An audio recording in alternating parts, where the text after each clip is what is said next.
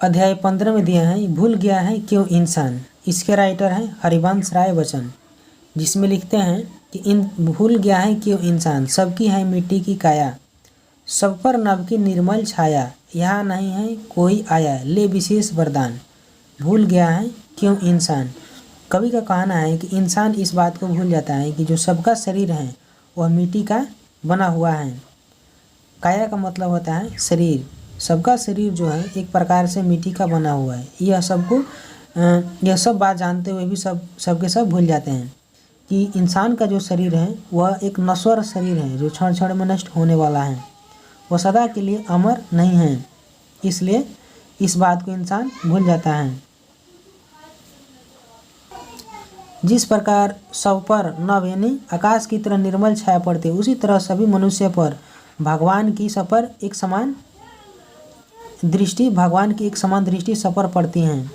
इस बात को भी वह भूल जाता है। यहाँ नहीं है कोई आया, ले विशेष वरदान। इस धरती पर कोई ऐसा व्यक्ति नहीं है जो अमर होने आया है, यह उसे कोई विशेष भगवान से वरदान लिया है, यह मिला है। ऐसा कोई इंसान नहीं है।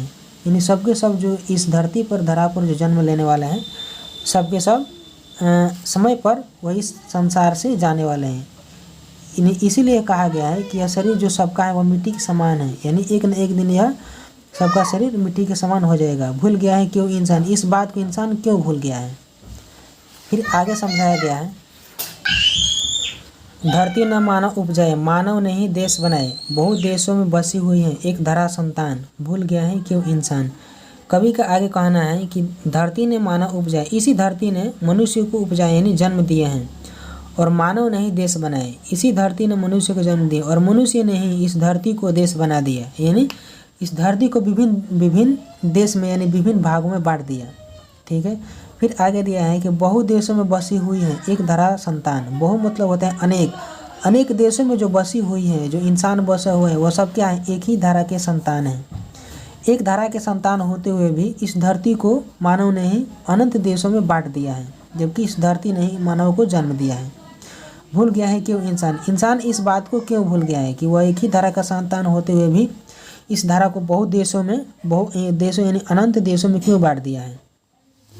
फिर आगे दिया गया है कि देश अलग है देश अलग हो, वेश अलग है वेश अलग हो, मानव का मानव से लेकिन अलग न अंतर प्राण, भूल गया है क्यों इंसान।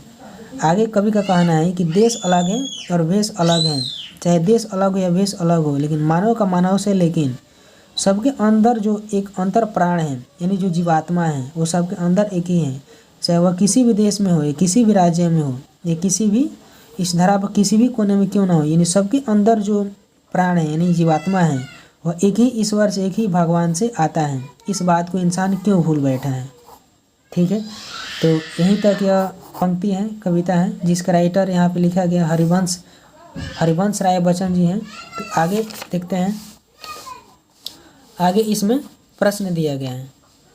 यहाँ पे शब्दार्थ हैं। काया का मतलब होता है शरीर, बहु का मतलब होता है अनेक, धरा का मतलब होता है पृथ्वी, समवेत यानी एक साथ मिलकर यानी समूह में एक साथ मिलकर, उसको क्या बोलते हैं, समवेत या समूह में। अंतर प्राण का मतलब होता है हृदय, अंतर प्राण का मतलब होता है हृदय। निर्मल का मतलब होता है स्वच्छ सुंदर। आगे प्रश्न दिया गया है कि कविता का सारांश अपनी भाषा में लिखिए, यानी इस कविता को जो हम सभी ने पढ़ा उसका सारांश जो है वह अपने भाषा में लिखना है।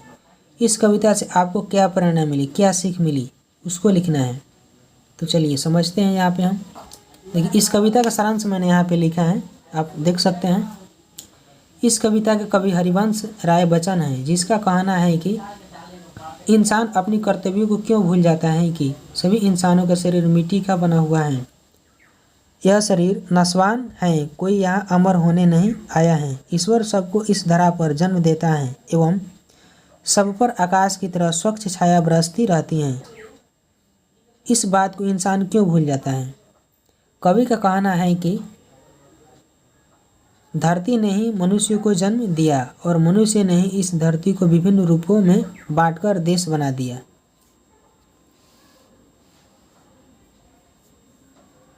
अनेक देशों में जो इंसान बसा हुआ है, सबके सब इसी धरा के संतान हैं। इस बात को इंसान क्यों भूल गया है।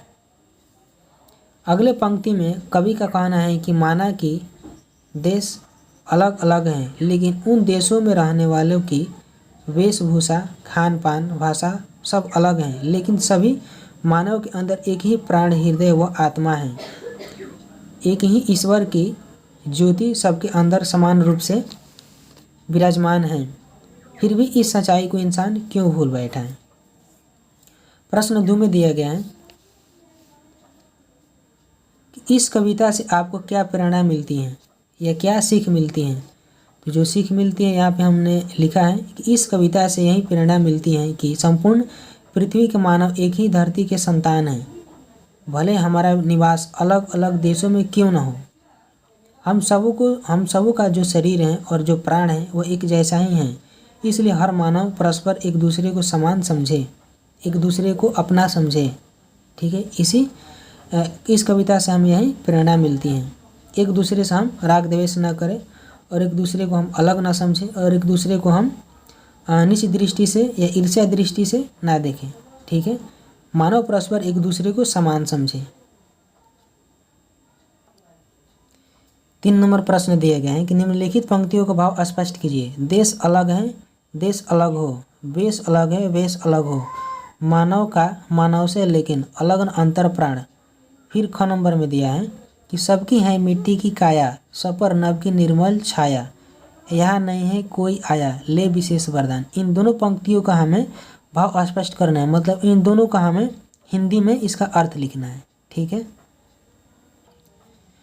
देखिए यहाँ पे ये पंक्ति दिया है, ये आप सब रीडिंग कर चुके हैं। इसका आंसर यहाँ पर लिखे हैं कि इस कविता के कवि हरिवंश राय बच्चन का कहना है कि माना देश अलग हैं, वेशभूषा, खान पान अलग हैं, लेकिन सभी मानव के अंदर जो प्राण है, जीवात्मा है, वह एक ही है, चाहे वह किसी भी जाति, धर्म, देश, वेशभूषा इत्यादि से भिन्न क्यों न हो।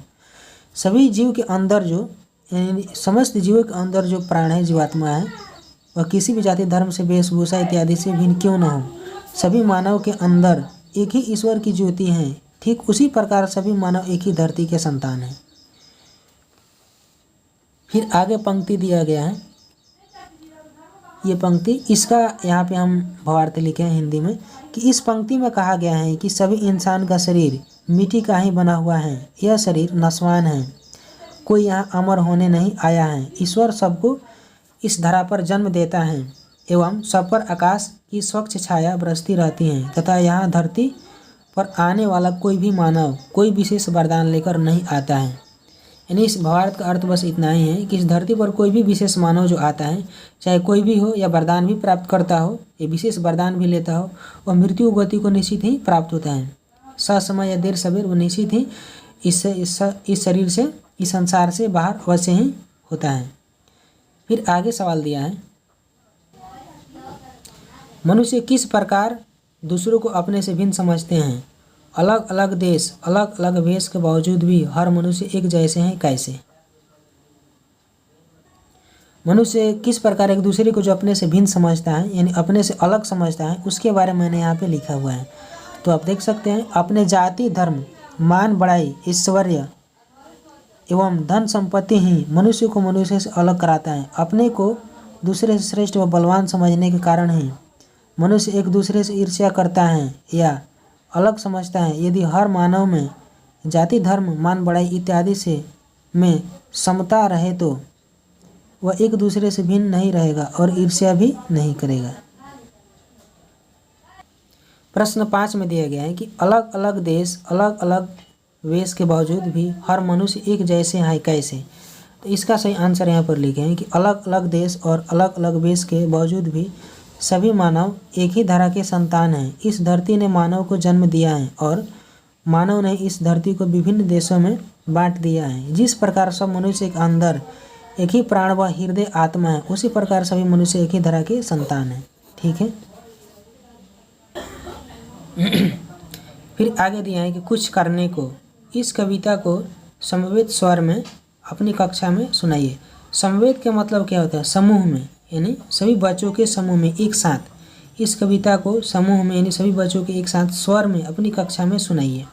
ठीक है, तो यहाँ तक हमारा चैप्टर समाप्त हो गया। ठीक है, 15 तक चैप्टर हमारा समाप्त हो गया।